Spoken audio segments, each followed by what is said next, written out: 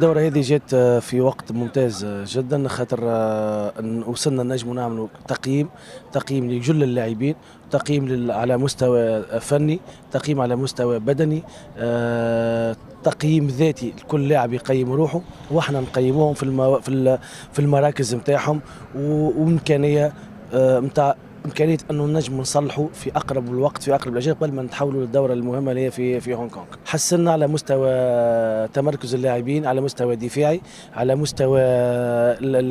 التاقلم ما بينات اللاعبين مع بعضهم، على مستوى بدني لاحظنا تحسن المردود، فما تجاوب.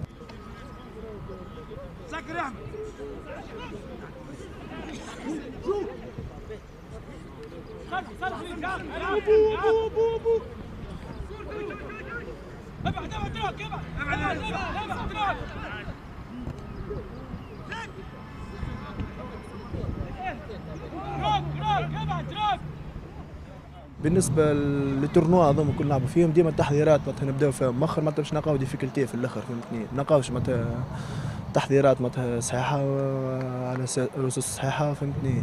نرقدوا بعدين مثلا ان شاء الله نحاولوا كما قلت لك لي ماكسيموم معناتها باللي كومبيتيسيون هذوما باهي معناتها عاونونا فرق كيما فرق البولوني كيما ليكيب اللي جات من فرنسا معناتها عاونتنا معناتها، فهمتني ان شاء الله نلقاو الريبير نتاعنا. النهارين هذوما عملنا اون تري بيل تورنوا، يعني تورنوا باهيه حضرنا بها، ما بون صارت لنا شويه صعوبات بالطقس من التيران هذايا رجعنا به كان ديجا جمعه هذه يعني رجعنا كوروا فيه التيران الاخر مش باهي برشا، يعني لقينا برشا صعوبات كل شيء زاد يعني ماديه في كل شيء يعني برشا صعوبات، اما ان شاء الله نجموا نتعداوها الصعوبات هذه وان شاء الله نشرفوا تونس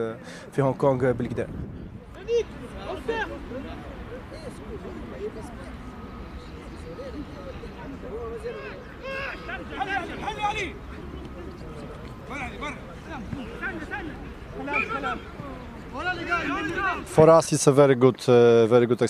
بالنسبة لنا هي تجربة طيبة ومشاركة رائعة مع المنتخب التونسي والفريق الفرنسي، لأن بطولتنا متوقفة إلى غاية الموسم القادم.